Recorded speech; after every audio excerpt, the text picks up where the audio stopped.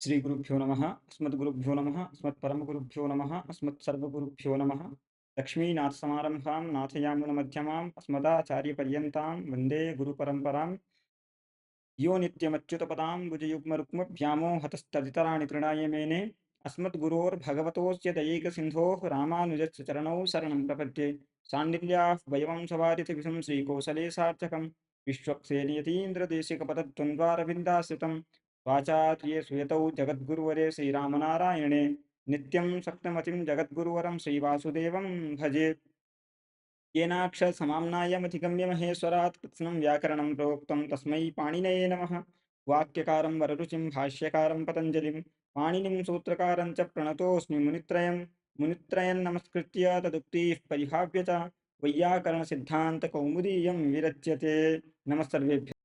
सम्प्रति हम लोग वैयाकरण सिद्धांत कौमुदी के अध्ययन क्रम में पुनः उपस्थित हैं। पूर्व के व्याख्यानों में वैयाकरण सिद्धांत कौमुदी के मंगलाचरण का सामान्य विवेचन करते हुए विशेषतया मुनित्रयम का निरूपण करते हुए तथा चतुर्थी के वारण में जो कुछ पक्ष थे उनका व्याख्यान करते हुए हमने मंगलाचरण को देख लिया। इस व्याख्यान में हम माहेश्वर सूत्रों पर में प्रवेश करेंगे, ग्रंथ में साक्षात प्रवेश करेंगे। अब यद्यपि माहेश्वर सूत्रों के विषय में सामान्य रूप से दास ने पूर्व व्याख्यान में निरूपित कर दिया था कि यह जो चतुर्दश सूत्र है ये भगवान महेश्वर के द्वारा किए नहीं गए हैं, रचे नहीं हैं, अपितु भगवान महेश्वर के द्वारा प्राप्त हुए हैं पाणिनि जी को। अतः महेश्वर के द्वारा विरचित नहीं हैं ये, अपितु प्राप्त हैं, ऐसा ही व्याख्यान करना चाहिए। महेश्वरेण महेश्वरात् अधिगतानि प्राप्तानि इति माहेश्वराणि तथा आगतः सूत्र से अण करके माहेश्वर शब्द बनाएंगे, माहेश्वराणि ऐसा बनाएंगे बहुवचन में। इमानी माहेश्वराणि सूत्राणि। ये महेश्वर ने इसको किया रचा नहीं है ऐसा क्यों बोलते हैं? क्योंकि ये आमनाय है, ये चतुर्दश सूत्र आमनाय साक्षात वेद स्वरूप है। भगवान भाष्यकार भी कहते हैं न चतुर्दश सूत्रों के अध्ययन से समस्त वेद के अध्ययन का जो पुण्य है वह प्राप्त हो जाता है। और इतना ही नहीं, माता पितरो स्वर्ग लोके महीयेते, अर्थात इसके जो अध्ययन करता है उनके माता पिता स्वर्ग लोक की प्राप्ति होती है। ये भगवान भाष्यकार का वचन है। अतः ये जो चतुर्दश सूत्र हैं ये आमनाय हैं, वेद स्वरूप हैं। और वेद जो हैं वो किसी के द्वारा रचे नहीं गए हैं, वेद अपौरुषेय हैं। अतः यह चतुर्दश सूत्र अपौरुषेय है। इस कारण से यदि महेश्वर के द्वारा किए गए हैं ऐसा व्याख्यान करेंगे तो इनका अपौरुषेयत्व भंग हो जाएगा। अपौरुषेयत्व भंग हो जाएगा तो इनमें आमनायत्व की सिद्धि नहीं हो सकती। अतः अपौरुषेयत्व साधन के लिए ये महेश्वर के द्वारा रचित नहीं है, अभी तो महेश्वर के द्वारा प्राप्त हुए हैं, ऐसा व्याख्यान करना होगा। ये संक्षेप में दास ने निवेदित किया था। इस व्याख्यान में हम इन माहेश्वर सूत्रों में संधि का अभाव क्यों हुआ तथा और बहुत सी बातें जानेंगे। ये आ ई उ रे रे इत्यादि जो वर्ण हैं ये अनादिकाल से हैं, अक्षर हैं। इनमें णकार ककार नकार चकार इत्यादि जो अनुबंध लगे हुए हैं ये अनुबंध भगवान महेश्वर के द्वारा किए गए हैं। अर्थात णकार आदि अनुबंधों को योजते हुए सूत्रत्व इसमें संपादित हुआ है। णकार ककार नकार ये जो अनुबंध इसमें भगवान महेश्वर के द्वारा कृत हैं ऐसा कहा जा सकता है। ये 14 सूत्र हैं। विचार सबसे पहले करना यह है कि श्रीमान दीक्षित जी मंगलाचरण के तुरंत बाद शिष्टाचारानुमित श्रुतिबोधित कर्तव्यता का जो मंगलाचरण था, अर्थात जिस मंगलाचरण की इति कर्तव्यता हमें शिष्टों के आचार से ज्ञापित जो श्रुति है उस श्रुति से प्राप्त हुआ था कि समाप्ति कामो मंगलम आचरेत इत्याकारक जो श्रुति हमने अनुमित की थी, अनुमान प्रमाण से प्राप्त की थी, उस श्रुति से ज्ञात हुआ था कि समाप्ति काम मंगलम आचरेत। ऐसे शिष्टाचारानुमित श्रुतिबोधित कर्तव्यता जिसका है, वैसे मंगलाचरण को श्रीमान दीक्षित जी करने के बाद ग्रंथ में प्रवेश करते हैं तो सबसे पहला प्रकरण लिखते हैं अथ संज्ञा प्रकरणम। अथ शब्द मंगलवाची है। ओंकारश्चाथ शब्दश्च द्वावेतो ब्रह्मणः पुरः कंठम भीत्वा विनिर्यातो तस्मात् मांगलिको उभौ। अर्थात ये ओंकार और अथ शब्द भगवान ब्रह्मा के कंठ से निकले हुए हैं, अतः मांगलिक हैं। तो अथ शब्द यहाँ मांगलिक है ऐसा व्याख्यान किया जा सकता है। अथ संज्ञा प्रकरणम में अथ शब्द मांगलिक है। अथ शब्द का मंगल अर्थ है, तो पुनः मंगलाचरण क्यों कर रहे हैं? मुनित्रय में तो ही मंगलाचरण कर लिया। फिर मंगलार्थक अथ शब्द के उपादान की आवश्यकता क्या है? तो यहाँ पे ऐसा विचार किया जाता है, अथ शब्द जो यहाँ पर है, यह मांगलिक है, मतलब मंगलवाचक अथ शब्द है। नूतन प्रकरण का आरंभ कर रहे हैं, अतः प्रकरण के आदि में मंगलाचरण पुनः कर लिया। एक यह विषय हो सकता है। अथवा अथ शब्द आनंतर्यवाची भी है। बाद ऐसा अर्थ के बाद ऐसा अर्थ भी अथ शब्द का होता है। अनंतरवाची यदि अथ शब्द लेंगे तो मंगलाचरणानंतरम अथ संज्ञा, अथ इत्युक्ते मंगलाचरणानंतरम संज्ञा प्रकरणम, ऐसा व्याख्यान किया जा सकता है।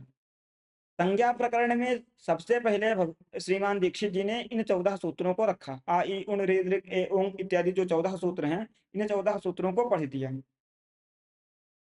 ये जो 14 सूत्र भगवान पाणिनि को भगवान महेश्वर के द्वारा प्राप्त हुए थे, उन 14 सूत्रों को अपने संज्ञा प्रकरण में सबसे पहले दीक्षित जी ने पढ़ा। अब ये व्याकरण जो है शब्दों के साधुत्व असाधुत्व विषय के ज्ञान कराता है। अर्थात इदम रूपम साधु, इदम असाधु, शुद्ध्योपास्यः इति रूपम साधु कथम ज्ञायते? इको यणच इत्यादिना शास्त्रेण। इको यणच इत्यादि शास्त्रों के माध्यम से शुद्ध्योपास्य इत्यादि रूप साधु हैं, ऐसा हमको पता चलता है। अर्थात लक्ष्य संस्कारक वाक्यार्थ बोध के जो जनक हैं, अर्थात एक स्थाने यण स्यात् अच संहितायाम, ये जो वाक्यार्थ है इको यणिच का, इको यणिच एक वाक्य है, उस वाक्य का जो अर्थ निकला एक स्थाने यण स्यात् संहितायाम इत्यादि रूप में यह जो वाक्यार्थ है, यह वाक्यार्थ साक्षात लक्ष्य के संस्कार को करता है। अर्थात शुद्ध्योपास्य इत्यादि जो लक्ष्य हैं, उन लक्ष्यों के संस्कार करने में, उन लक्ष्यों के संस्कारक जो वाक्यार्थ हैं, उन वाक्यार्थ को बताने वाले इको यणच इत्यादि सूत्र हैं। अतः इको यणच इत्यादि सूत्रों की आवश्यकता है साक्षात लक्ष्य संस्कारक वाक्यार्थ बोध जनकत्वेन। इको यणच इत्यादि सूत्र लक्ष्यों के संस्कार करने वाले वाक्यार्थों का बोध कराते हैं, बोध जनक हैं। इको यणच ना होता यदि तो एक स्थानीय यण स्यात् संहितायां विषये कैसे हमको पता चलता? और यदि ऐसा वाक्यार्थ हमको न ज्ञात होता तो शुद्धि उपास्य इदम रूपम साधु ये ज्ञान ही कैसे हो जाता? अतः लक्ष्य संस्कारक, लक्ष्य को संस्कृत करने वाले जो वाक्यार्थ हैं, उन वाक्यार्थों के बोध के जनक होते हैं पाणिनीय सूत्र, विधि सूत्र। संज्ञा इत्यादि सूत्र जो है, संज्ञा सूत्र, परिभाषा सूत्र, अतिदेश अधिकार सूत्र, नियम सूत्र, ये अन्य जो 5 सूत्र हैं, वो विधि सूत्र के उपकारक होने के कारण भी आवश्यक हैं। अर्थात विधि सूत्र साक्षात लक्ष्य संस्कारक वाक्यार्थ बोध जनक है। साक्षात लक्ष्य को संस्कृत करने वाला जो वाक्यार्थ बोध है, उस वाक्यार्थ बोध को का जनक है साक्षात विधि सूत्र। संज्ञा इत्यादि जो सूत्र हैं, संज्ञा परिभाषा इत्यादि सूत्र हैं, वो साक्षात लक्ष्य संस्कारक वाक्यार्थ बोध तो नहीं करते हैं, अपितु वो साक्षात लक्ष्य संस्कारक जो वाक्यार्थ बोध हो रहा है कोई अणच इत्यादि सूत्रों के द्वारा, उनमें सहयोग करते हैं,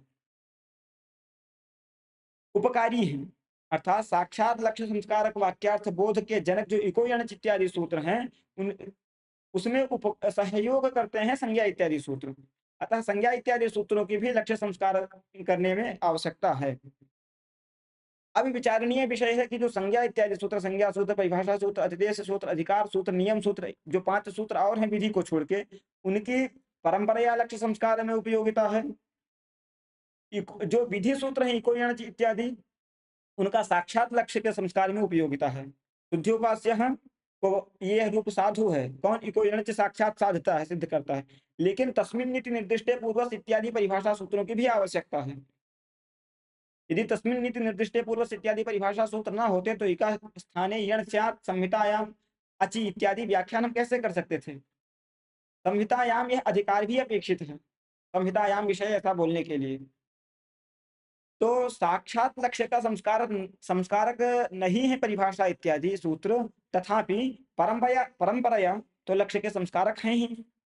अतः परंपराया लक्ष्य के संस्कारक होने के कारण संज्ञा इत्यादि सूत्रों की भी आवश्यकता है। अब विचार का विषय यह है कि ये 14 सूत्र क्या करते हैं? ये 14 सूत्र क्या साक्षात लक्ष्य संस्कारक हैं? नहीं। शुद्धि उपास्य इत्यादि रूप साधु हैं या असाधु हैं, उनको बताने में साक्षात इन सूत्रों की कोई उपयोगिता नहीं है, साक्षात कोई उपयोगिता नहीं है। तो साक्षात यदि शुद्धि उपास्य इत्यादि रूपों के साधने में इनकी कोई उपयोगिता नहीं है, तो फिर ये व्याकरण के विषय नहीं। व्याकरण शास्त्र में इनको आप कौमुदी में सबसे पहले क्यों पढ़ रहे हैं? आखिर व्याकरण सब जो शास्त्र है, यहाँ शब्दों के साधुत्व असाधुत्व विवेचन के लिए प्रवृत्त हुआ है। यदि ये 14 सूत्र सब लक्ष्यों के शब्दों के साधुत्व असाधुत्व विषय के ज्ञान कराने नहीं करा रहे हैं, ये 14 सूत्र नहीं करा सकते हैं, तो फिर इन 14 सूत्रों का शास्त्र में क्यों प्रवेश करा रहे हैं आप? ऐसा पक्ष होता है। तो वहाँ ये कहना है कि ये 14 सूत्र साक्षात लक्ष्य संस्कारक नहीं है, तथापि परंपराया तो लक्ष्य संस्कारक ये भी हो सकते हैं। कैसे हो सकते हैं? यदि यह 14 सूत्र ना होता तो प्रत्याहार ना बनते। प्रत्याहार ना बनते तो प्रत्याहार मूलक पाणिनीय सूत्र भी नहीं हो सकते थे, क्योंकि इको यणच इत्यादि जो पाणिनीय सूत्र हैं उसमें मूल क्या है? प्रत्याहार ही तो मूल है। और प्रत्याहार का मूल क्या है? ये 14 सूत्र हैं। अर्थात पाणिनीय सूत्रों के जो मूल प्रत्याहार हैं, उन प्रत्याहारों के को साधने में इन 14 सूत्रों की भी आवश्यकता है। अतः शास्त्र में की विषयता इसकी भी है। यह भी पाणिनीय शास्त्र के अंतर्गत आते हैं। लक्ष्य संस्कारक साक्षात लक्ष्य संस्कारक वाक्यार्थ बोध जनक नहीं है, तथापि लक्ष्य संस्कारक वाक्यार्थ बोध के उपकारी तो हैं, सहयोगी तो हैं। अतः इनका भी पाणिनीय शास्त्र में प्रवेश है। वैयाकरण सिद्धांत कौमुदी के प्रारंभ में संज्ञा प्रकरण में इनको श्रीमान दीक्षित जी पढ़ रहे हैं। अब संज्ञा प्रकरण आप प्रतिज्ञा कर रहे हैं, अथ संज्ञा प्रकरणम मंगलाचरणानंतरम संज्ञा प्रकरणम आरभ्यते इति शेषः। संज्ञा प्रकरण में सर्वप्रथम आप पाणिनीय संज्ञा सूत्रों को न रख के इन 14 सूत्रों का आपने उपस्थापन किया। तो क्या ये संज्ञा सूत्र हैं? आप प्रतिज्ञा कर रहे हैं कि संज्ञा प्रकरण का निरूपण में मैं अब प्रवेश कर रहा हूं, मैं अब संज्ञा सूत्रों का निरूपण करूंगा। तो हलन्ते इत्यादि संज्ञा सूत्रों का निरूपण कर डालते हैं। इनको बीच में रख क्यों रख दिया? इनको शास्त्र की विषयता है इन सभी सूत्रों की, ठीक है, मान लिया। प्रत्याहार निर्माण भी ये आवश्यक है, तो संज्ञा प्रकरण से बाहर पढ़िए इनको। संज्ञा प्रकरण के अंदर इनको क्यों पढ़ रहे हैं? क्या ये संज्ञा सूत्र हैं? संज्ञा प्रकरण में पढ़ने का तात्पर्य तो यही है कि ये संज्ञा सूत्र हैं। यदि ये संज्ञा सूत्र ना होते तो संज्ञा प्रकरण में क्यों पढ़ रहे हैं आप? आप प्रतिज्ञा किए हैं कि अब संज्ञा प्रकरण का निरूपण प्रारंभ कर रहा हूं, संज्ञा प्रकरण में संज्ञाओं का निरूपण करूंगा। तो जब संज्ञाओं का ही निरूपण करना, तो इनको बीच में क्यों पढ़ रहे हो, प्रश्न है। तो वहां कहते हैं ये सभी सूत्र भी संज्ञा सूत्र हैं, ये सभी सूत्र संज्ञा सूत्र हैं। ठीक है, ये सारे सूत्र यदि संज्ञा सूत्र हैं तो कौन सी संज्ञा करती होती है, ये अवश्य जानना चाहिए। इत्येतदर्थ ही इन 14 सूत्रों के बाद प्रथम पंक्ति ही श्रीमान दीक्षित जी लिखते हैं, इति माहेश्वराणि सूत्राणि अनादि संज्ञार्थानि। इस ग्रंथ का जो अवतरण है, इति माहेश्वराणि सूत्राणि, ये प्रतिज्ञा वाक्य क्यों दीक्षित जी बोल रहे हैं पुनः? तो इस वाक्य का अवतरण मतलब यह वाक्य क्यों अवतरित हुआ? 14 सूत्रों के बाद साक्षात इति माहेश्वराणि, इस वाक्य के अवतरण की क्या आवश्यकता है? इस वाक्य को क्यों रख रहे हो? तो बताना चाह रहे हैं दीक्षित जी कि इमानि चतुर्दश सूत्राणि संज्ञा सूत्राणि, तर्हि संज्ञा सूत्राणि चेत का संज्ञा भवति एतैः सूत्रैः इति विशेष जिज्ञासायाम् आह श्रीमान दीक्षितः इमानि माहेश्वराणि सूत्राणि अनादि संज्ञार्थानि, अर्थात ये माहेश्वर सूत्र अनादि संज्ञा के लिए हैं। अनादि संज्ञा के लिए ये माहेश्वर सूत्र है। तस्मात क्या ज्ञात होता है कि ये सभी संज्ञा सूत्र हैं। कौन सी संज्ञाएं इनसे होती हैं? तो अनादि संज्ञाएं होती हैं। जैसे हलंत्यम संज्ञा सूत्र है, कौन सी संज्ञा होती है उससे? इत संज्ञा होती है। तुल्यास्य प्रयत्नम सवर्णम संज्ञा सूत्र है, कौन सी संज्ञा होती है? सवर्ण संज्ञा होती है। तद्वत इमानि सूत्राण्यपि संज्ञा सूत्राणि का संज्ञा भवति चेत अनादि संज्ञा भवति एतैः। ये अतः अनादि संज्ञा सूत्र हैं ये लोग, ये 14 सूत्र। तो आदि आदिरंजन संहिता से क्या होता है? वो भी तो प्रत्याहार संज्ञा सूत्र ही है। यदि इमानि चतुर्दश सूत्राणि संज्ञा सूत्राणि तर्हि आदिरंजन संहिता इति सूत्रेण किम? ऐसा प्रश्न तो होगा कि यदि ये सभी संज्ञा सूत्र हैं, संज्ञा चा परिभाषा चा विधि नियम एवं चा इत्यादि क्रम से 6 प्रकार के जो सूत्र होते हैं, उनमें ये चतुर्दश सूत्र संज्ञा सूत्र हैं। तो आदिरंजन संहिता क्या होता है, क्या करता है? तो वो भी संज्ञा सूत्र है। कौन सी संज्ञा होती है उससे? उससे भी प्रत्याहार संज्ञा होती है। तब अब बताइए, आदिरंजन संहिता से प्रत्याहार संज्ञा होगी या आ इ उन इत्यादि चतुर्दश माहेश्वर सूत्रों से प्रत्याहार संज्ञा होगी? तो कहे दोनों से होगी। दोनों से प्रत्याहार संज्ञा कैसे होगी, तो फिर एक वाक्यता है दोनों की। आदिरंत्यन संहिता और आ एवं इत्यादि चतुर्दश सूत्रों की एक वाक्यता है। आदिरंत्यन संहिता स्वतंत्र रूप से प्रत्याहार संज्ञा करने में समर्थ नहीं है। क्यों नहीं समर्थ है? आदिरंत्यन से स्वातंत्र्य प्रत्याहार नहीं बन सकता। क्यों? तो आदिरंत्यन संहिता का जब हम वाक्यार्थ करते हैं तो सामान्य रूप से जो ग्रंथकार लिखते हैं उसके अनुसार देखें तो अंतेन सहितः आदिर्मध्यगानां स्वस्य च संज्ञा स्यात्, ऐसा लिखते हैं। अर्थात अंतेन इता सहिता, अंतिम इत के साथ जो आदि है वह मध्यगानां स्वस्य च संज्ञा स्यात्, ऐसा निरूपण करते हैं। आदि क्या है और अंत क्या है? तो अंत मतलब पूर्वत्वे सति यस्मात् परं नास्ति, अतः अंत्य पदार्थ है। अर्थात जिसके पहले तो कोई हो, अंत जो है ये बताता है कि हमारे पहले जरूर कुछ ना कुछ होगा। आप उसी को तो अंत कह सकते हैं जिसके पहले कोई हो। जिसके पहले कोई हो है ही नहीं, वो अंत कैसे हो सकता है? तो यस्मात् पूर्वम वर्तते किंचित परम नास्ति, पूर्वत्वे सति यस्मात् परम नास्ति अंत्यम, अंतः, अंत्यः। पूर्वत्वे सति यस्मात् परम नास्ति, ये तो हो गया अंत्य। आदि क्या है? परत्वे सति यस्मात् पूर्वम नास्ति, अर्थात जिसके बाद में तो कोई हो, पहले कोई ना हो वो अंत्य। बाद में हो पहले ना हो वो बाद में हो पहले ना हो वो आदि, और पहले हो बाद में ना हो जिसके वो अंत्य। अब किससे पहले आदि अंत्यन संहिता का सूत्रार्थ क्या क्या क्या कहा? अंत्यनीता संहिता आदि ही स्वस्य मध्यगानांत संज्ञा स्यात्। अंतिम इत के साथ उच्चार्यमाण आदि अपना और मध्यवर्ती का बोध कराता है। अब अंतिम इत के साथ उच्चारित आदि इसे ये अंतिम तो इसके पहले क्या है, आदि तो इसके बाद में क्या है, ये विशेष जिज्ञासा होगी ना। तो क्या है वो जानने के लिए मध्यवर्ती वर्ण कौन है, ये सब जानने के लिए उन सूत्रों की आवश्यकता पड़ेगी। अतः जब तक ये 14 सूत्र नहीं है तब तक आदिरंत्यन संहिता से प्रत्याहार सिद्धि नहीं हो सकती। अतः प्रत्याहार साधकत्वेन ये 14 सूत्र संज्ञा सूत्र हैं। कुछ आचार्यों का मत है कि ये विधि सूत्र भी हैं। ये जैसे संज्ञा सूत्र हैं वैसे विधि सूत्र भी हैं। तो विधि सूत्र मतलब कुछ विधान करते होंगे। इतना तक तो ठीक है कि ये अनादि संज्ञा में उपयोगी है। अनादि संज्ञा इन 14 सूत्रों के कारण होती है, अतः ये संज्ञा सूत्र हैं, एतावत ठीक है। परंतु ये विधि सूत्र हैं, ये कैसे हो सकता है? अभिदास सामान्य रूप से निरूपण कर रहा है।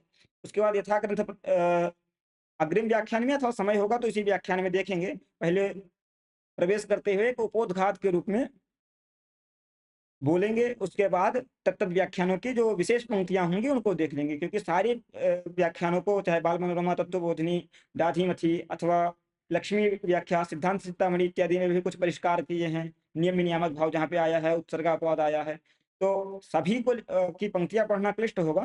लेकिन दास सामान्य रूप से निरूपण कर देगा प्रथम व्याख्यान में। द्वितीय व्याख्यान में ग्रंथों की जो विशेष पंक्तियां होंगी उनको पढ़ लेगा, तो इस अनुसार थोड़ा सरल होगा। कोई भी विषय एक व्याख्यान, अधिकतम 2 व्याख्यान में संपन्न हो जाएगा। अतः संज्ञा सूत्र का एक पक्ष है, आचार्यों ने निरूपित कर दिया कि अनादि संज्ञार्थानी अतः इमानी संज्ञा सूत्राणी। ठीक, यहाँ ये विधि सूत्र भी हैं, तो इनका विधित्व कैसे सिद्ध होता है? एतानि चतुर्दश सूत्राणि विधि सूत्राणि, कैसे भैया? क्योंकि ये विधान भी करते हैं। कैसे विधान करते हैं? अच्छा, यहाँ एक बात विचार करने का यह है कि अच पद का मतलब क्या हुआ? यथा घट इत्युक्ते सति पात्र विशेषस्य बोधा भवति खलु।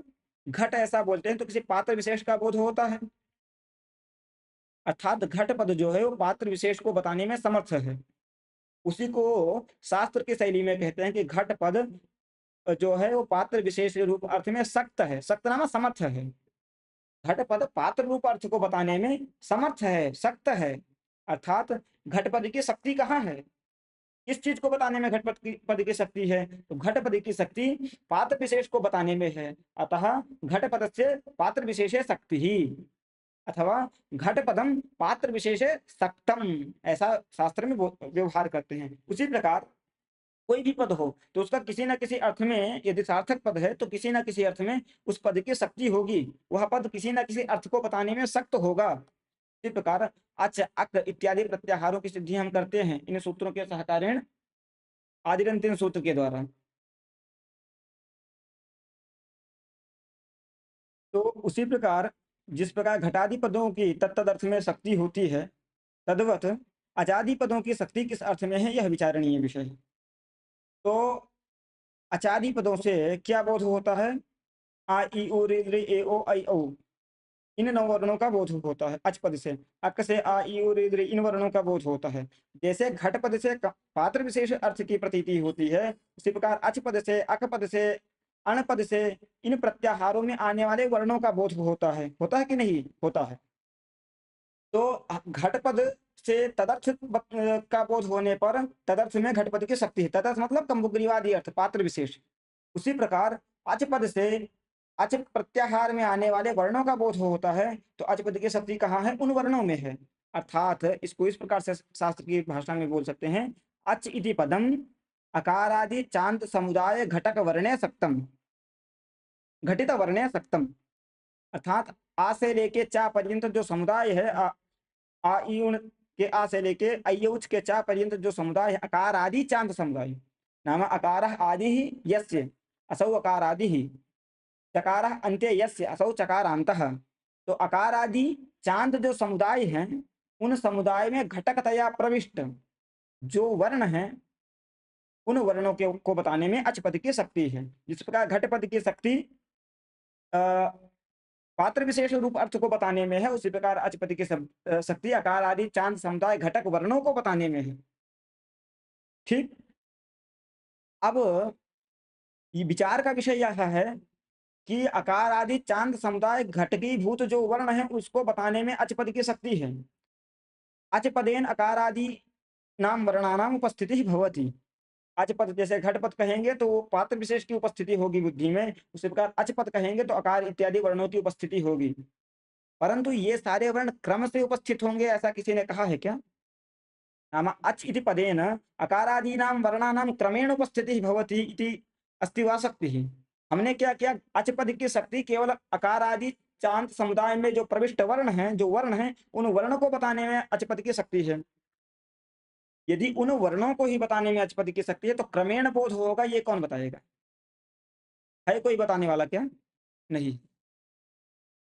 एक भी सूत्र ऐसा नहीं है महर्षि पाणिनि का कि जो यह बताने में समर्थ हो, यह बता दे कि आकार आदि चांद समुदाय घटक जो वर्ण हैं, वो वर्ण क्रमेण उपस्थित होते हैं। जब कोई ऐसा शास्त्र नहीं है क्रमेण उपस्थिति कराने वाला, तब जरा कल्पना कीजिए कि अच पद से आकार आदि 9 वर्णों की उपस्थिति होती है, आ ई उ इत्यादि वर्णों की उपस्थिति होती है। लेकिन ये वर्ण यदि कथनचित क्रमेण न उपस्थित होके व्यत्ययेन उपस्थित हो जाएं, इनका क्रम व्यत्यास हो जाए, आ के बाद उ की उपस्थिति हो जाए, ऋ की उपस्थिति हो जाए, क्रम से ये वर्ण ना आए, तो क्या नियम सूत्रों का व्याख्यान हो सकता है? इको यणचित इस सूत्र में, अथवा एचो यवायावः इस सूत्र में एच पद से क्रमेण चारों वर्णों की उपस्थिति ना हो, तो क्या यथा संख्य मनुदेश समानाम से आप व्यवस्था कर सकते हैं कि ए के स्थान पे आई, ओ के स्थान पे औ, आई के स्थान पे आए इत्यादि व्यवस्था कर सकते हैं क्या यथा संख्य मनुदेश समानाम से? ए के बाद यदि आई की उपस्थिति हो जाए, तो आई के बाद औ, आई के स्थान पे अवादेश की आपत्ति आ जाएगी। यथा संख्य लगाएंगे तो दोष आ जाएगा। अतः इन वर्णों को की उपस्थिति क्रम से हो, यह भी किसी को बताना पड़ेगा। कौन बताता है?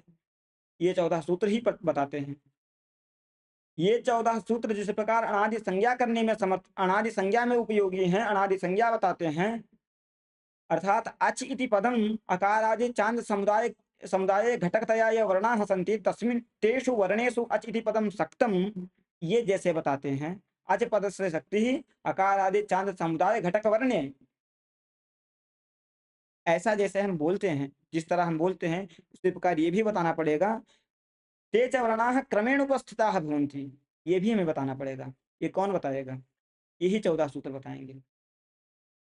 अर्थात जो अन्य किसी शास्त्र के द्वारा नहीं प्राप्त है, वर्णों की क्रमिकतया क्रमेण उपस्थिति होगी वर्णों की, ये किसी शास्त्र के द्वारा नहीं प्राप्त है। जो विषय किसी के द्वारा नहीं बताया गया होता है, उसको बताने वाला विधि होता है। अज्ञातार्थ ज्ञापन जो करता है, अर्थात जो हम अभी तक नहीं जान पाए हैं उसको जो बताता है, वो विधि होता है।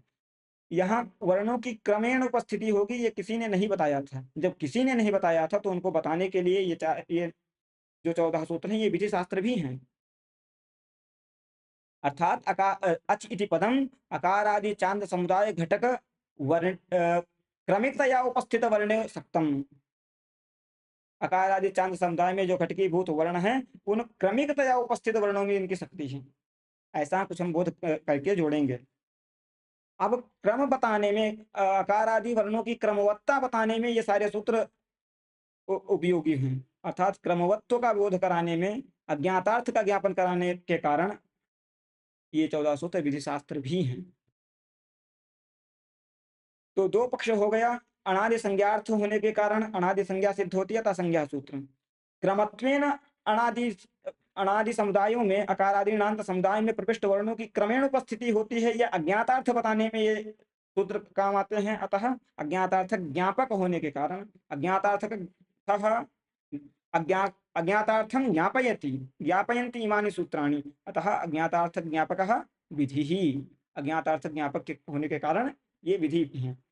अज्ञातार्थ ज्ञापकत्वेन विधिशास्त्रत्वम् एतेषाम् अनादि संज्ञार्थकत्वेन संज्ञासूत्रत्वम् एतेषाम्। ये संज्ञा सूत्र और विधि सूत्र हैं, दोनों परंपरा में स्वीकार किया जाता है, संज्ञा सूत्र भी विधि सूत्र भी। उसके बाद इन 14 सूत्रों में जो वर्ण दिखाई पड़ रहे हैं आ ई उ ण ऋ ध्री, ये न जो ण को म इत्यादि अनुबंध हैं भगवान महेश्वर के द्वारा किए गए हैं। यहाँ में कोई आपत्ति नहीं। सूत्र तो नहीं किए गए हैं महेश्वर के द्वारा, ये सुतराम बोलना पड़ेगा, नहीं तो आमनायत तो विरोध हो जाएगा। आमनायत उसका नहीं समझ सिद्ध हो पाएगा। यदि आमनायत उसका नहीं सिद्ध हो पाएगा तो ये नाक्षर समामनाय इत्यादि शिक्षा वाक्य जो हैं वो व्यर्थ हो जाएंगे। क्योंकि ये नाक्षर समामनाय कह रहा है आचार्य, कह रहे हैं आचार्य समामनाय, आमनाय पद का प्रयोग कर रहा था। तो ये वेद हैं और वेद किसी पुरुष के द्वारा किए नहीं गए हैं। ये तीन विषय हमने जान लिया। ये आमनाय हैं, अनुबंध भगवान महेश्वर के द्वारा किया गया है। यहाँ दाधिमती ने अनुबंध के विषय में बहुत संक्षेप रूप में एक दो पंक्ति में कुछ विषय कहा है, व्यास ग्रंथ पढ़ते समय देख लेगा। आ ई उ इत्यादि वेद स्वरूप हैं। ये 14 सूत्र संज्ञा सूत्र हैं, अथचा विधि सूत्र हैं। इतना विषय देख लिया। यहाँ एक और जिज्ञासा होती है कि आ ई उण ऋ ऋ इत्यादि सूत्रों में संधि कार्य क्यों नहीं हुए। जैसे आद्गुणः सूत्र है, अवर्णात् अचिपरे पूर्वपरयोः गुणः इत्येकादेशः भवति। अवर्ण के बाद अच होता है तो एक गुण एकादेश होता है। अब विचार कीजिए, आ के बाद ई है, आ अवर्ण है, उसके बाद अच इकार बैठा है। अवर्ण के बाद अच होने के कारण अवर्णात् अचि परे पूर्वपरयोः अकारिकारयोः स्थाने गुणः इत्येकादेशः स्यात्, एकारः स्यात्। अत्र आ ई के स्थान पे गुण होगा तो एकार होगा। तो एक यहाँ आ ई में संधि क्यों नहीं किया आचार्य ने। इसी प्रकार यहाँ मान लीजिए संधि कर लिए, आ ई में संधि कर लिए ए, तो ए के बाद उ होने के कारण एचो यावह से यहाँ अयादि होना चाहिए, ऐ होना चाहिए। ए के स्थान पे ऐ होना चाहिए। तो ये सब संधि कार्य क्यों नहीं हुए। तो इसके कई समाधान हैं। जैसे स्पष्टार्थ संधि नहीं किया, ऐसा बोल प्रथम पक्ष है। प्रथम पक्ष मतलब यह भी एक समाधान किया जा सकता है कि स्पष्टार्थ संधि नहीं किया। यदि संधि कर देते तो आप देखिए, आ ई में संधि करते ए होता, ए और उ में संधि करते ये आई आदेश होता, तो अयुण ऐसा स्वरूप बनता। अब ये अयुण में आ ई उ है, ऐसा कैसे ज्ञात होता। अतः स्पष्टार्थ संधि का अभाव है। यहाँ कुछ लोग कहते हैं कि हम व्याख्यान से विशेष ज्ञान कर लेंगे, हम व्याख्यान से जान जाएंगे कि यहाँ अयुण में आ रहा, आ था, ई था और ऊ था। अतः स्पष्टार्थ संधि नहीं किया, यह पक्ष उचित नहीं है। तो तब बोलना है कि व्याख्यान से हम जान जाएंगे अयुण है, ठीक है। इसीलिए दूसरा समाधान यहाँ देते हैं आचार्य कि आ ई उन में संधि का जो अभाव है, यहाँ संहिता का अभाव होने के कारण संधि का अभाव, अर्थात संहिता नहीं है। संहिता ना होने के कारण संधि नहीं हुई। अभी संहिता पे भी दास चर्चा करेगा कि यहाँ संहिता का अभाव कैसे है।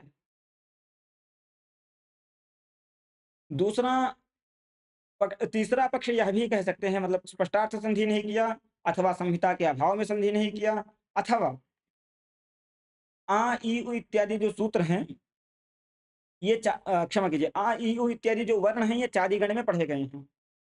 अतः चादयो सत्वे सूत्र के द्वारा चादि गण में पठित जो असत्ववाची होते हैं, असत्व नाम अद्रव्यवाची, द्रव्यवाची नहीं, सत्व नाम द्रव्यम, द्रव्यम इत्युक्ते क्रिया में जिनका अन्वय संभव हो, क्रियान्वय योग्यत्वम अथवा क्रियान्वयित्वम, जो क्रियान्वयी होते हैं वो द्रव्य होते हैं। तो असत्ववाची जो चादिगण पठित वर्ण हैं अथवा शब्द हैं, उन शब्दों की निपात संज्ञा होती है चादयो सत्वे सूत्र के द्वारा। अतः आ ई उ इत्यादि भी चादिगण में पठित हैं। चादिगण में पठित हैं, असत्ववाची हैं अर्थात द्रव्यवाची नहीं है। अतः आ ई उ द्रव्यवाची नहीं है, नहीं है तो इसकी निपात संज्ञा हो जाएगी। निपात संज्ञा हो जाएगी तो निपात एका जनांग इस सूत्र के द्वारा जो एकाच निपात होता है, मतलब जिस निपात में केवल एक अच होता है, उस निपात की प्रगृह्य संज्ञा होती है आंग को छोड़कर। आंग ऐसा करके एक निपात है जो एक अच वाला तो है, परंतु उसकी प्रगृह्य संज्ञा नहीं होती है। निपात एकाच अनांग नामा एकाच जो निपात होगा वो प्रगृह्य संज्ञक होगा आंग को छोड़कर। ठीक, तो ये आ ई उ इत्यादि जो है चादिगण में पठित होने के कारण निपात संज्ञक हैं चादयो सत्वे के द्वारा। निपात संज्ञा होने के कारण इनकी निपात एका जनांग से प्रगृह्य संज्ञा हो जाएगी, क्योंकि ये एकाच आ एक ही अच है, ई एक अच है, उ एक अच है, तो एकाच निपात की प्रगृह्य संज्ञा निपात एका जनांग से हो जाएगी। उसके बाद सूत्र है प्लुत प्रगृह्या अचि नित्यम, अर्थात प्लुत संज्ञक के बाद अथवा प्रगृह्य संज्ञक के बाद यदि अच वर्ण होता है तो संधि नहीं होती है, प्रकृति भाव होता है।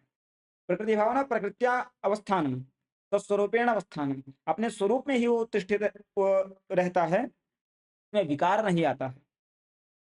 आ प्रगृह्य संज्ञक है, उसके बाद ई है अच, प्रगृह्य संज्ञक के बाद अच होने के कारण पृथक प्रगृह्य अच नित्यम सूत्र के द्वारा यहाँ प्रकृति भाव हो गया, अतः आ और ई में संधि नहीं हुई। उसी प्रकार ई भी प्रगृह्य संज्ञक है, उसके बाद उ अच है, प्रगृह्य संज्ञक के बाद अच होने के कारण पृथक प्रगृह्य अच नित्यम सूत्र के द्वारा यहाँ पर भी संधि नहीं हुई, प्रकृति भाव हो गया। इसी प्रकार इन सभी वर्णों में पृथक प्रगृह्य अच नित्यम सूत्र के द्वारा प्रकृति भाव हो जाएगा, संधि नहीं होगी। ये तीसरा पक्ष है। अतः पश्चात संधि नहीं किया यह बोल सकते हैं, अथवा संहिताया अभावात संधि नहीं किया ऐसा बोल सकते हैं, अथवा प्लुतक प्रगृह्याचि नित्यम सूत्र के द्वारा प्रगृह्य संज्ञा होने के कारण प्रकृति भाव हो गया है, अतः संधि नहीं हुई यह भी बोल सकते हैं। अब चतुर्थ पक्ष भी यहाँ, ये तो तीन पक्ष हो गया। अथवा यहाँ संधि के अभाव में एक कारण और बता सकते हैं, उपजीव्य विरोध। उपजीव्य विरोधात अपनी संधि न करता है। उपजीव्य विरोध क्या है? उपजीव्य विरोध मतलब उपजीव्य का जो विरोध होता है उसे उपजीव्य विरोध कहते हैं। उपजीव्य क्या है? तो उपजीव्य मतलब ये समझ लीजिए, उदाहरणत्वेन कोई सेवक है जो उपजीवक है, अर्थात जो किसी दूसरे के आश्रय को लेकर जीवित होता है, रहता है, वो उपजीवक होता है। सेवक, सेवक राजादि के द्वारा राजादि का आश्रय लेके अपना जीवन पालन करता है। तो सेवक जो है वो उपजीवक है। सेवक का उपजीव्य कौन है? सेवक को आश्रय कौन दे रहा है? पाल कौन रहा है? तो राजा पाल रहा है। राजा सेवक का आश्रय है, अर्थात सेवक जो है वो राजा के आश्रित होकर अपना जीवन यापन कर रहा है ना। तो राजा के आश्रित होकर सेवक अपना जीवन यापन कर रहा है, तो सेवक जो है उपजीवक है, और जिसके आश्रित होकर अपना जीवन यापन कर रहा है अथवा जिस पर आश्रित है वो उपजीव्य है। तो जिस पर आश्रित है वह उपजीव्य, और जो आश्रित है वह उपजीवक। तो उपजीवक अपने उपजीव्य का विरोध नहीं करता है, यह सामान्य लोकतः सिद्ध न्याय है। कैसे? क्या एक सेवक जो है वो अपने राजा का हनन क्यों करेगा? अपने राजा का को समाप्त क्यों करेगा? यदि वो अपने उपजीवी को ही समाप्त कर डालेगा तो फिर वो किसके आश्रित होकर जिएगा? अतः वो अपने उपजीव्य का संरक्षण ही करता है, उसको उस पर आघात नहीं करता। यह लोकतः सिद्ध न्याय है। उसी प्रकार आ और ई में संधि किससे करनी है? आद्गुणः से करनी है ना। आद्गुणः का क्या अर्थ है? अवर्णात् अचि परे, अवर्णात् अचि परे पूर्व पर यो गुण एकादेशा स्यात्। अच परे होने पर गुण रूप एकादेश होगा।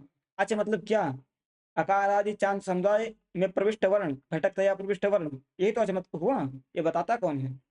यही आदित्यंत संहिता जो है इन्हीं के सहयोग से बताता है। इन्हीं 14 सूत्रों के सहयोग से आदित्यंत संहिता अच प्रत्याहार के विषय में बताता है। अब यदि आदिगुण सूत्र के द्वारा इनमें आ और ई में विकार उत्पन्न कर दिया जाए तो उपजीव्य विरोध होगा कि नहीं होगा? विचार कीजिए, जिस प्रकार सेवक यदि अपने राजा को ही विकृत करने पर आ जाए तो उपजीव्य विरोध कहा जाएगा। अर्थात जिस पर आश्रित है उसी का यदि विरोध किया जाए, उसी में विकार उत्पन्न किया जाए तो उपजीव्य विरोध होता है। आदि गुण इत्यादि जितने सूत्र हैं वो सभी सूत्र इन्हीं 14 सूत्रों पर आश्रित हैं। तो जिन पर आश्रित हैं आदि गुण इत्यादि सूत्र, उनमें विकार उत्पन्न कर सकते हैं क्या? नहीं। यदि विकार उत्पन्न करेंगे तो उपजीव्य विरोध हो जाएगा। अतः उपजीव्य विरोधात् संधि नहीं किया, ये चौथा पक्ष भी बोल सकते हैं। इस प्रकार से चार रूप में हम समाधान इसका दे सकते हैं। स्पष्टार्थ संधि नहीं किया, अथवा प्रकृति भाव होने के कारण संधि नहीं किया, अथवा संहिता की विवक्षा नहीं है इसलिए संधि नहीं किया, अथवा यहाँ पे उपजीव्य विरोधात् संधि नहीं किया। ये चार पक्ष हैं। इसकी इसको बाल मनोरमा इत्यादि में संक्षेप रूप में देख लेते हैं, उसके बाद फिर आगे चलते हैं। जैसे ये मंगलादीन मंगलम अध्याय इत्यादि तो देख ही लिए थे हम लोग। पदार्थ पदार्थ ये भी हो गया था। हाँ। अथ वैयाकरण सिद्धान्तान् निरूपयिष्यन् व्याकरण शास्त्रस्य मूलभूतानि 14 सूत्राणि पठति आ इ उण इति। अर्थात वैयाकरण सिद्धांत का निरूपण करते हुए निरूपयिष्यन् भविष्य में आदौ व्याकरण शास्त्र से मूलभूतानि 14 सूत्राणि पठति ग्रंथकारः आ इ उण इत्यादिना। ये 14 व्याकरण शास्त्र के मूलभूत सूत्र हैं। वही आगे आक्षेप किया, ननु इमानि सूत्राणि मुनित्रय ग्रंथ बहिर्भूतत्वात् अप्रमाणम इत्यत आह।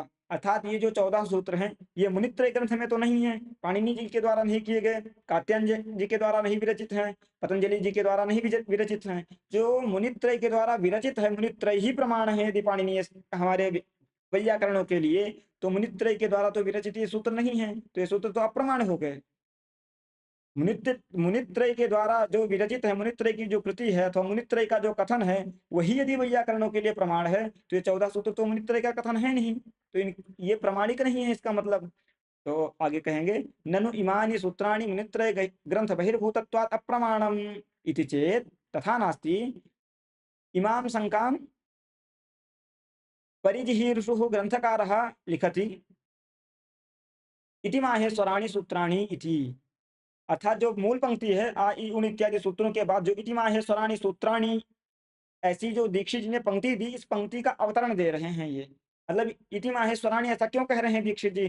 तो कहे ऐसी शंका थी किसी के मन में कि ये 14 सूत्र मुनित्रय ग्रंथ से बहिर्भूत हैं, अतः मुनित्रय ग्रंथ बहिर्भूतत्वात् ये सभी अप्रमाण हैं। तो इस शंका का निवारण करने के लिए इति माहेश्वराणि सूत्राणि यह पंक्ति है।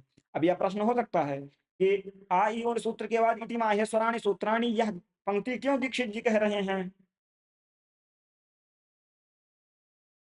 तो वहां हमें बताना पड़ेगा कि इति माहेश्वराणि सूत्राणि यह पंक्ति दीक्षित जी ने इसलिए दी क्योंकि इन सूत्रों में अप्रमाण जो शंका किया जा रहा है कि 14 सूत्र अप्रामाणिक हैं, इन अप्रामाण्य दोष निवारणाय इति माहेश्वराणि सूत्राणि ऐसा ग्रंथ आरंभ किया। यदि ना आरंभ करते तो इन 14 सूत्रों में अप्रामाण्य आ जाता, ये 14 सूत्र प्रामाणिक ना होते। अतः इति माहेश्वराणि इति। माहेश्वराणि मतलब महेश्वरात् आगतानि इति माहेश्वराणि, जो महेश्वर से आए हुए हैं, प्राप्त हुए माहेश्वराणि। तत आगतः इति अण, महेश्वर शब्द से तत आगतः सूत्र से अण प्रत्यय करेंगे तो महेश्वर अण नित्वात आदि वृद्धि हो जाएगी, तो माहेश्वर सूत्राणि का विशेषण है, सूत्र शब्द नपुंसक लिंग में है, अतः इमानि माहेश्वराणि सूत्राणि ऐसा। इत्युक्ते महेश्वरात् अधिगतानि इति यावत्, महेश्वरात् आगतानि इत्युक्ते महेश्वरात् अधिगतानि प्राप्तानि इत्यर्थः। इति यावत्, ये शास्त्र को लगाने की जो पद्धति है, इति यावत् ननु नच इत्यादि से ग्रंथ लगते हैं। जैसे इति यावत् पद का क्या मतलब हुआ? इति यावत् पद का ये मतलब है कि जो हमने पूर्व में कहा उसका इतना मतलब है बस। जैसे महेश्वरात् आगतानि माहेश्वराणि तथागतः इति अण्, महेश्वर से जो आए हैं उनको माहेश्वर कहेंगे। क्या मतलब है इसका? तो कहें इसका मतलब सामान्य रूप से आप इतना समझ लीजिए कि महेश्वर से प्राप्त हुए हैं। महेश्वरात् आगतानि, महेश्वर से आए हैं, इसका मतलब महेश्वरात् प्राप्तानि अधिगतानि, इसका तात्पर्य यह है। अर्थात पूर्व वाक्य का तात्पर्य वर्णन जब करना होता है तब इति यावत पद का प्रयोग करते हैं ग्रंथकार। अर्थात पहले कोई पंक्ति लिख दिया, अब उसका सामान्यतया तात्पर्य क्या है यह जब बताते हैं ग्रंथकार, तो तात्पर्य लिखने के बाद इति यावत ऐसे एक पद का प्रयोग कर देते हैं। ये ग्रंथ की शैली है अपनी।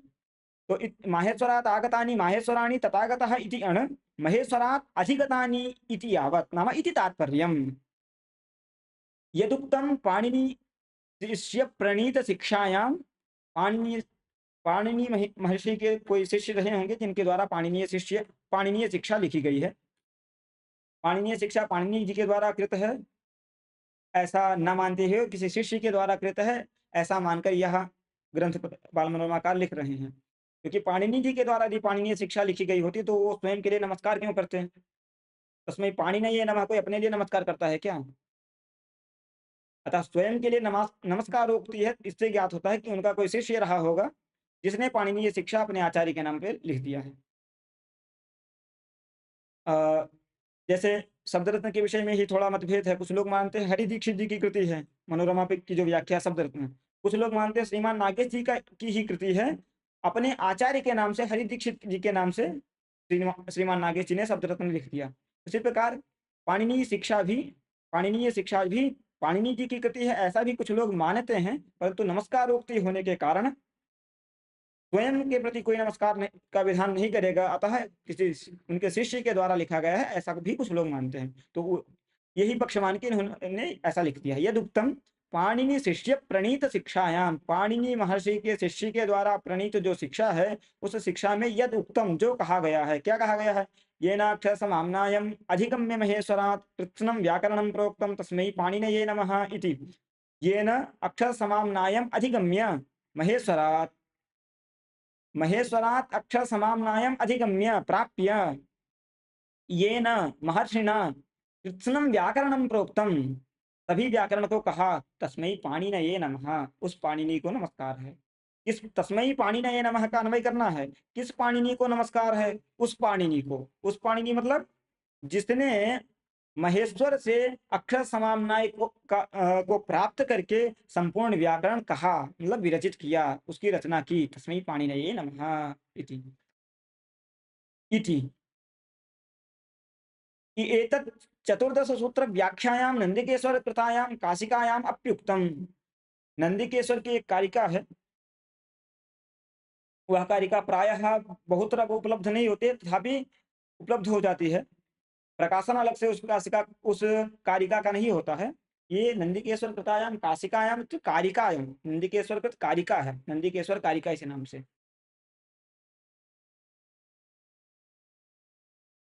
तो जो नंदिकेश्वर कृत कारिका है उस कारिका में भी कहा गया है, क्या कहा गया है? ये नंदिकेश्वर कारिका जो उद्योत के साथ, प्रदीप उद्योत के साथ भाष्य की व्याख्या प्रकाशित होती है उसमें टिप्पणीकार ने जोड़ दिया है और उसको पीडीएफ रूप में बना के राष्ट्र उपलब्ध करा देगा।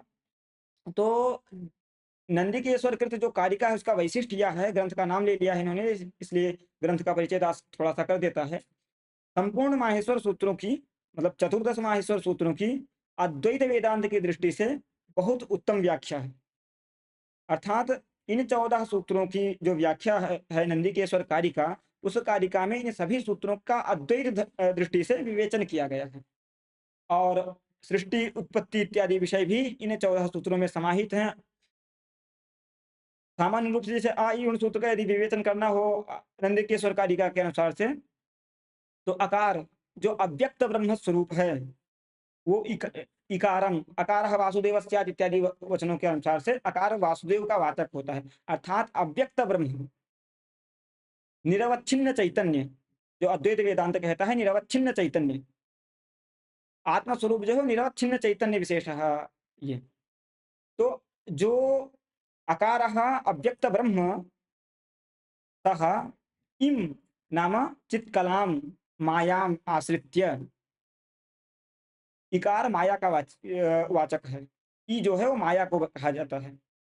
तो अव्यक्त ब्रह्म स्वकीयां चित्कलां मायां आश्रित्य उहु नाम व्यापकः व्यक्तः, उहु महेश्वर का वाची है। तो अव्यक्त ब्रह्म अपनी चित्कला माया को आश्रित करके व्यक्त उकार न ईश्वर आसीत्, अर्थात अव्यक्त ब्रह्म स्वकीयां चित्कलां मायाम आश्रित्य उकारः व्यक्तः नकारः ईश्वरः आसीत्, ऐसा करके व्याख्यान करते हैं नंदिकेश्वर का कारिका में। उसके बाद फिर दृक ए ओच, ए जो है वो आ ई के संयुक्त से बना है, उसमें आ क्या है, ई क्या है, जीव ब्रह्म का क्या संबंध है, बहुत बढ़िया से निरूपण किया गया है। उसके बाद पंच तन्मात्राओं का निरूपण एक बार अवश्य पढ़ना चाहिए, अद्वैत वेदांत की दृष्टि से निरूपण है। अतः तो उस नंदिकेश्वर कारिका में नृत्यावसाने नटराज राजो इत्यादि करके श्लोक प्राप्त होता है, कारिका प्राप्त होती है। ये प्रथम कारिका है नंदिकेश्वर कारिका की। यही कारिका प्रायः सर्वत्र उद्धृत की जाती है, अन्य कारिकाएं दृष्टिगोचर नहीं होती हैं। दास के पास सौभाग्य से पीडीएफ है। प्रायः 40-45 कारिकाएं ही होंगी, दो चार कम हो सकते हैं, दो चार ज्यादा हो सकते हैं, 40-45 कारिकाएं ही है। बहुत बृहद ग्रंथ नहीं है, लेकिन अद्भुत ग्रंथ है, पढ़ना चाहिए। एतत् चतुर्दश सूत्र व्याख्यायां नंदिकेश्वर कृतायां कारिकायाम अभी उक्तम, ये काशिका नहीं कारिका होनी चाहिए, ऐसा दास को लग रहा है। कारिकायाम अभी उक्तम, क्योंकि नंदिकेश्वर कारिका यही ग्रंथ का नाम है। नंदिकेश्वर काशिका अभी तक दास ने नहीं देखा है। नंदिकेश्वर कृतायां कारिकायाम अभी उक्तम किम उक्तम, नृत्यावसाने नटराजराजो ननाद ढक्काम नव पंचवारम उद्धर्तु कामः तनकादि सिद्धान एतत् विमर्शे शिवसूत्र जालम। यहाँ एतत् विमर्शे का व्याख्यान हम लोग लक्ष्मी व्याख्यान पढ़ेंगे तो तब चिंतन करेंगे। एतत् विमर्शे में बहुत सूक्ष्म रहस्य है। नृत्यावसाने अर्थात नृत्य की समाप्ति पर नटराजराज जो भगवान शिव हैं, वो उद्धर्त कामः उद्धार करने की इच्छा वाले जो भगवान नटराजराज हैं, वो ननाद ननाद नाम नादयामास, ये ऋण्यंत भावी है। अर्थात इसके ननाद में निजर्थ छिपा हुआ है। ननाद में निजर्थ छिपा हुआ है, इसलिए नादयामास इसका व्याख्यान किया। उसी बात को लिख रहे हैं। अत्र ननाद इति अंतभावित अनर्थः, अर्थात ननाद इसके अंतभावी नी छिपा है। अंतभावी अंतभावित अनर्थः नद धातु, अर्थात नद धातु जो है ये शुद्ध नद धातु नहीं है, अपितु निजंत करने पर इसका जो अर्थ आएगा तदर्थ को बताने वाला नद धातु है। अंतभावी अनर्थः, अर्थात इसके अंतः में भी कुक्षी, अंतः में ही कुक्षी में ही नद धातु के न्यर्थ छिपा है। न्यर्थ नाम प्रयोजक, गच्छति गमयति। तो गमयति इत्यादि में जो है वो निच सुनाई पड़ रहा है। न्यर्थ की प्रतीति करने पर, न्यर्थ की प्रतीति के लिए निजंत का होना आवश्यक है। निच प्रत्यय वहां सुनाई पड़ना चाहिए, निच प्रत्यय की उत्पत्ति आवश्यक है। परंतु ये जो नद धातु है ये अंतभावित न्यर्थ है, अर्थात इसकी कुक्षी में ही न्यर्थ छिपा हुआ है। अर्थात ननादित्युक्ते नादयामास, ढक्काम नादयामास बजाया, ऐसा करके। नव पंचवारम इत्युक्ते चतुर्दश कृत्वः, कृत्वसुच प्रत्यय है। कृत्वः नाम कृत्वसुच, क्रिया की अभ्यावृत्ति की गणना में कृत्वसुच प्रत्यय होता है, अर्थात 14 बार, सहस्त्र कृत्वः 1000 बार। जब क्रिया की अभ्यावृत्ति की गणना करनी होती है तो कृत्वसुच प्रत्यय होता है। नादयामास कितने बार, तो नवपंचवारम, नवपंच इत्युक्ते चतुर्दश, न चतुर्दश कृत्वः। एतत् शिवढक्कोत्थितं वर्णजालं शिवसूत्रजालतया विमर्शे जानामि इत्यर्थः। विमर्शे नाम जानामि। एतत् शिवढक्कोत्थितं नाम भगवान शंकर के ढक्का से, डमरू से जो उत्थित उत्पन्न हुआ यह वर्णजाल है, यह वर्णजाल कहाँ से उत्पन्न हुआ, भगवान शंकर के डमरू से। परंतु इसको हम शिव सूत्र जालतया विमर्शे जानामि, ऐसा करके। आर्षस्तंग विमर्श जो है विमर्शे, हाँ तंग सुनाई पड़ रहा है। ये जो तंग सुनाई पड़ रहा है ये आर्षस्तंग, आर्ष प्रयोग है आर्षत्वात् धातु। वस्तुतः ये परस्मैपद पद में होना चाहिए, टिप होना चाहिए, क्या कहते हैं, मिप होना चाहिए, परंतु यहाँ जो सुनाई पड़ रहा है आर्षस्तंग। आर्षस्तंग नाम आत्मनेपद आर्षत्वात्, यहाँ तंग उपलक्षण में लिए लेंगे। एवंच महेश्वरेण प्रोक्तानि माहेश्वराणि इति निरस्तम। कुछ लोग जो महेश्वरेण प्रोक्तानि माने सूत्राणि ऐसा बोलते थे, उनका मत खंडित हो गया। क्यों? क्योंकि शिवः नादया उद्धर्तुकामः नटराजराजः शिवः स्वकीयां धक्कां नादयामास 14 नवपञ्चवारं 14 कृत्वः। तेन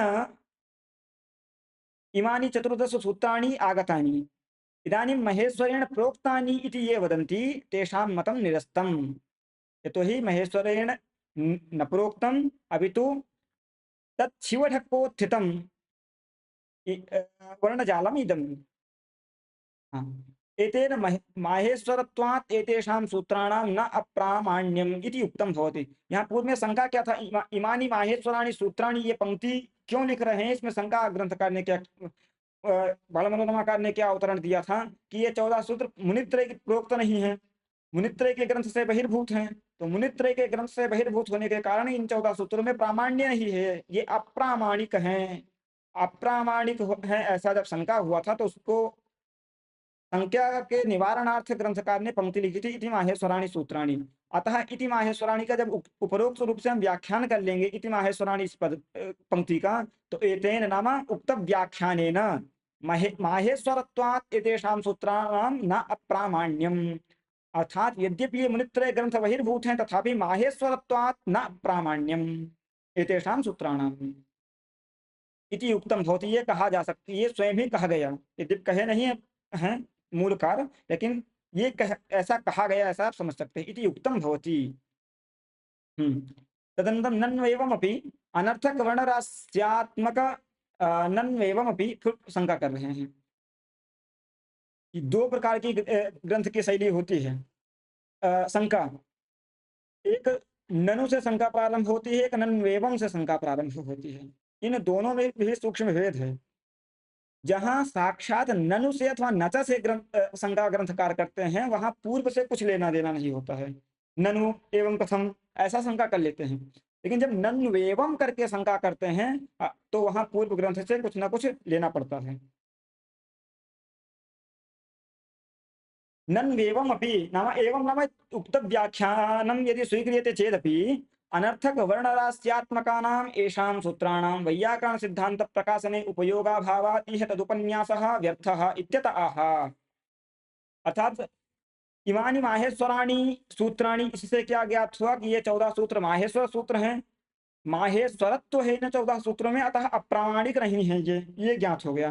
अनादि संज्ञार्थानि इति किमर्थम् उच्यते इति चेत् तत्रापि अवतरणं दातव्यम्। किम् अवतरणम् इति चेत् तत्रापि शंका अस्ति। अनर्थक वर्णरास्यात्मकानां येषां सूत्राणां, इन सूत्रों का तो कोई आ ई उ इत्यादि वर्णों का तो कोई अर्थ है नहीं। अनर्थक वर्णरास्यात्मक जो सूत्र हैं आ ई उण इत्यादि, उन सूत्रों के द्वारा तो किसी वैयाकरण का सिद्धांत नहीं प्रकाशित हो रहा है ना। आपने प्रतिज्ञा क्या की है मंगलाचरण में, वैयाकरण सिद्धांत कौमुदी विरच्यते। सिद्धांत कौमुदी नाम सिद्धांत प्रकाशिका चंद्रिका। तो वैयाकरण सिद्धांत को प्रकाशित करने वाला आप ग्रंथ रच रहे हैं। इन 14 सूत्रों से कौन सा सिद्धांत आ रहा है आपका? इन अनर्थक वर्णराश्यात्मक सूत्रों के द्वारा कौन सा सिद्धांत आप प्रकाशित कर रहे हैं? कोई नहीं प्रकाशित सिद्धांत हो रहा है। जब इन 14 सूत्रों के द्वारा कोई सिद्धांत प्रकाशित नहीं हो रहा है, तो सिद्धांत प्रकाश में इनकी कोई उपयोगिता नहीं है। यदि उपयोगिता नहीं है तो उपयोगाभावात् एतेषां सूत्राणाम् उपन्यासः संज्ञा प्रकरणे व्यर्थः। यतोहि वैयाकरण सिद्धांत कौमुदी इत्यस्मिन् ग्रंथे सिद्धांत प्रकाशने उपयोगाः ये सन्ति, तेषामेव उपन्यासः भवतु। परन्तु तेषां तु उपन्यासः क्रियते अग्रे। आदावेव येषाम् उपयोगिता नास्ति सिद्धांत प्रकाशने, तेषाम् उपन्यासः भवद्भिः क्रियते। कथं संगच्छते इति चेत् तथा नास्ति। इमानि सूत्राणि सिद्धांत प्रकाशके उपयोगी, एतेषां सूत्राणामपि सिद्धांत प्रकाशने उपयोगिता वर्तते, उपयोगित्वं वर्तते। कथम इति चेत् अग्रे उच्यते। इत्यतः अनादि संज्ञार्थानि, ये सभी सूत्र अनादि संज्ञा के लिए हैं। यदि अनादि संज्ञाएं ही नहीं होंगी तो प्रत्याहार के सूत्रों का निर्माण कैसे होगा? सूत्रों का निर्माण नहीं होगा तो लक्ष्य संस्कारक वाक्यार्थ बोध किसके द्वारा होगा? लक्ष्य संस्कारक वाक्यार्थ बोध में इको यणच इत्यादि सूत्र कारण है। जब लक्ष्य संस्कारक वाक्यार्थ बोध में इको यणच कारण है, इको यणच के वाक्यार्थ बोध में इक अण अच इत्यादि पद उपस्थित हैं। जब तक इक यण अच इत्यादि नहीं जानेंगे तब तक इको यणच के द्वारा वाक्यार्थ बोध हो सकता है क्या? नहीं हो सकता। जब नहीं हो सकता तो इक यण अच को बताने में ये उपयोगी हैं। अतः वैयाकरण सिद्धांत प्रकाशने लक्ष्य संस्कार का संस्कार भी करना तो वैयाकरणों का सिद्धांत है। तो लक्ष्य के संस्कारक में परंपरा उपयोगी होने के कारण सिद्धांत प्रकाशने अपि एतेषां उपयोगिता वर्तते। ये इतना हो गया ग्रंथ। अब अनादि में आगे जो समास इत्यादि है उसको आगे देखेंगे। और आ ई उन इत्यादि में जो संधि इत्यादि का अभाव है, अ, इसको एक बार लक्ष्मी व्याख्यान के साथ हम आगे देखेंगे। बाल मनोरमा हो गया है, तत्वबोधि भी एक बार देख ही लेते हैं, क्या कुछ विशेष नहीं है तथापि देख लेते हैं। विघ्न विघाता कृतम मंगलम शिष्य शिक्षा ये निबंधनम चिकीर्षितम प्रति जानीते इत्यादि हो ही गया था। सामान्य रूप से जो बोल दिया है वही इन्होंने लिखा है। व्याकरण अधि विदंति वा इत्यादि इत्यादि इत्यादि, ठीक है। आ ई उन इति भविष्य दर्श, हाँ। आ ई उन इति इन्होंने अवतरण कुछ नहीं दिया, साक्षात व्याख्यान प्रारंभ कर दिया है, वस्तुतः अवतरण देना चाहिए। हाँ, इदानीम आ ई उण सीधा व्याख्यान किया तो चलो वहीं से देखते हैं। ऋणानुबंध अणसंज्ञार्थ। आ ई उण में नकार का अनुबंध क्यों किए? तो क्या संज्ञार्थ, किस संज्ञा के लिए? अणसंज्ञार्थ, ठीक है। या संज्ञा सा सा प्रयोजनवती इति नियमात्। जो जो संज्ञाएं होती हैं वो किन्हीं प्रयोजन के लिए होती हैं। आ ई उण में ऋणा की संज्ञा क्यों कर रहे हैं? ऋणा को अनुबंधतया क्यों पढ़ रहे हैं? तो कहे अणसंज्ञार्थ। या संज्ञा सा सा फलवती इति नियमेन। रेल ऋग इत्यत्र ककारस्तु अक इक संज्ञार्थः, अर्थात रेल ऋग में जो ककार है उससे दो प्रत्याहार बनेंगे, अक और इक। इन्होंने संग्रह किया है, ठीक है। एओंग इति नकारः एंग संज्ञार्थः। एओंग में जो नकार है वो एंग संज्ञा के लिए है। अयौच इत्यत्र चकारस्तु अच इच एच ऐच संज्ञार्थः, अर्थात चार प्रत्याहार बनेंगे। अक में जो ककार है उससे अक इक, अक इक संज्ञार्थः। एओंग में जो नकार है वो एंग संज्ञार्थः। अयोच में जो चकार है वो इच एच ऐच संज्ञार्थः। अक के उक भी बनता है, ऋग ऋग में का से उक भी बनता है। इन्होंने अक इक का ही संग्रह किया है। केवल कितने प्रत्याहार बनते हैं यह बताने का तात्पर्य यहाँ नहीं है इस ग्रंथ का, बस केवल ये ककार संज्ञार्थ है, अनादि संज्ञार्थ है, मतलब अनुबंध अनादि संज्ञार्थ है। तो कहाँ कौन सा होता है कि निदर्शन मात्र कर रहे हैं बस। बाकी कितने प्रत्याहार बनते हैं ऐसा तात्पर्य नहीं है, नहीं तो ये ग्रंथ असंगत हो जाएगा। ये अक इक संज्ञार्थ उक भी बनते हैं बहुत। वर्णानाम असंदिग्धत्वेन बोधनाय संहितायाः अविवक्षणात् एतेषु असंधिः। ये पहला पक्ष। वर्णानाम असंदिग्धत्वेन बोधनाय, वर्णों का संदेह रहित बोध कराने के लिए संधि का अभाव। संहितायाः अविवक्षणात् एतेषु असंधिः, संहिता की अविवक्षा कर दी इसलिए इनमें संधि नहीं हुई। ये दो पक्ष हो गया। स्वराणाम चादिषु पाठात् चादयो सत्वे इति निपात संज्ञायां निपात एकाजनां इति प्रगृह्यत्वे प्रकृतिभावात् न संधिः इत्यन्ये। अन्ये नाम केचित्, केचित् न कहिए, अन्ये नाम सिद्धान्ते अन्ये आचार्याः एवं आहुः। प्रायः ग्रंथ की जो शैली है वो पूर्व पक्ष को केचित से केचन से उपस्थापित करती है, ननु से नचा से उपस्थापित करती है, नन्वयों से उपस्थापित करते हैं। जो सिद्धांत बताना होता है उसको वस्तुतस्तु से प्रारंभ करते हैं अथवा इत्यन्य करके निरूपित कर देते हैं। कहीं कहीं पे अन्य ऐसा कह के अरुचि भी होती है, अर्थात वो अन्य ऐसा कह दे तो उसका मतलब किसी और का मत है, हमारा मत नहीं है, ऐसा भी ज्ञात होता है। प्रायः ऐसा देखा जाता है कि जब वाक्य की समाप्ति पर इत्यन्य ऐसा पद जोड़ते हैं तो उसका मतलब ये स्वयं का मत है ऐसा। अन्य पद को अन्य तु आहु ऐसा करके यदि लिखते हैं, अन्य तो एवं ऐसा करके यदि शंका का ग्रंथ का प्रारंभ, पंक्ति का प्रारंभ ही अन्य तू से करते हैं तो वो पूर्व पक्षी का ग्रंथ होता है, शंका ग्रंथ होता है। यदि इत्यन्य से समाप्त करते हैं तो वो प्रायः देखा गया है कि सिद्धांत ग्रंथ होता है, स्वयं का मत लिख रहे हैं। यद्यपि इत्यन्य समाप्ति पे भी कहीं ऐसा देखा जाता है कहीं-कहीं कि वह पूर्व पक्ष में ही चला जाता है। परंतु सामान्यतः ऐसा कहा जा सकता है कि इत्यन्य कहने पर वो सिद्धांत प्रतिपादित करते हैं ऐसा, स्वयं का मत अथवा वस्तुतस्तु से जो कहे वो तो स्वयं का मत है ही। तो इसीलिए संधि इत्यन्ये केचित् आचार्याः अन्ये आचार्याः एवमपि आहुः स्यादेतत्। ठीक है, हो गया।